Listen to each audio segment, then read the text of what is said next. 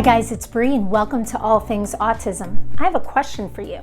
How many of you have children at home with autism spectrum disorder who don't respond to their name? Or perhaps you're a teacher and you have a student that you can say their name till you're blue in the face and there's nothing. There's no acknowledgement, there's no connection, there's nothing letting you know that the name you're saying and that child are coming together. And oftentimes families find themselves at a pediatrician, usually before diagnosis, saying things like, can my child hear me? Because I say their name and they don't acknowledge it in any way. So over the years, I've had many families and teachers say to me, whether I was a parent trainer or a consultant under the supervision of a BCBA, they would say, is there any way we can work on this skill? Of course, yes, there are ways to work on it, but I want to say this first. This video is not meant to take the place of you working with your BCBA or your parent trainer or your team. This is meant as information. This is me sharing information with you that you can bring back to your team if you have one in place to say, you know what, would this technique be a good fit for my child and my family? Because not everything is cookie cutter. All right, so what I'm going to share with you is something that I've had success with children and families. Now, here's the thing. When you think about saying somebody's name, usually there's something that follows it, right? We're going to use the name Charlie. Usually it's not just Charlie and then nothing. It's Charlie, come here, please. Charlie, put away your toys. It's time to go. Charlie, no. Charlie, put your hands down. Stop pulling your sister's hair. Charlie, give that to mommy, please. Whatever it might be. Okay, children and people, they get used to hearing their name followed by something, a directive, a request, a demand, termination of activity, whatever it might be. Now, that's not to say that your child with autism is purposely ignoring you because they know they're going to say, Charlie, give mommy back the whatever. Okay, but what could be happening, is that perhaps their name is starting to lose meaning, caught up in all the minutia of language. Perhaps they never made that connection to what their name was to start off with. And now it's added to all this other language. So the technique is this. We come in, we do an observation, and we say to the family, okay, you're using your child's name a lot, right? Like people do. We want you to stop using their name. And parents will look at us and be like, what do you mean? That's their name.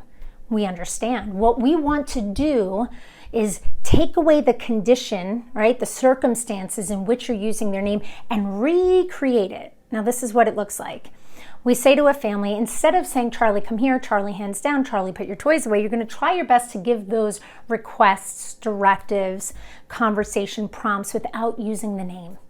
Now what you're going to do is you're going to take the name and put it into a different condition. When your child is doing something that they enjoy, not something that has them laser focused where they're going to ignore you, but something else other than a directive, a command, a termination of activity. Maybe they're stimming. Okay? Maybe they're playing, but again, it's something that you can kind of engage in. And this is what you're going to try. Again, you're going to ask your team, what do you think about this? Test it out a little bit. You're going to come up to Charlie, your son, your daughter. You're going to tap them on the shoulder. And you're going to say, Charlie. And you're going to have something with you, a reinforcer that they love, whether it's bubbles, if you use edibles, a little piece of marshmallow, verbal praise, tickles, whatever it is that your child enjoys, you're going to have that. And you're going to start to pair up the sound of their name with that reinforcer. So now the idea is that they're going to start to get used to, oh, wait a minute, when my name is said, when this word is said, something I enjoy happens.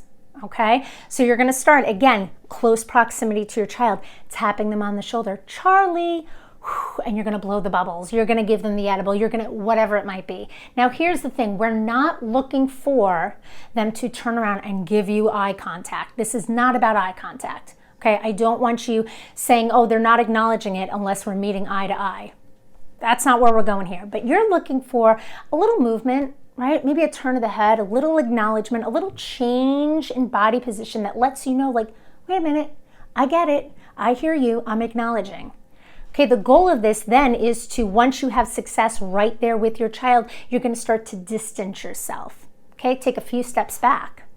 Charlie, blow the bubbles, give the edible, whatever it might be. Okay, you're going to start going back and back and back till maybe you're across the room. And this is going to take a while. Maybe it won't, but usually it takes a little bit. Okay, then eventually what you'll do, and if you're working with a BCBA or a parent trainer, you're going to work on a different schedule of reinforcement. Okay, because in the beginning, it's going to be after each time you say their name, so that they are now getting used to this new condition of I hear my name, I look, right, or I acknowledge, and something good happens.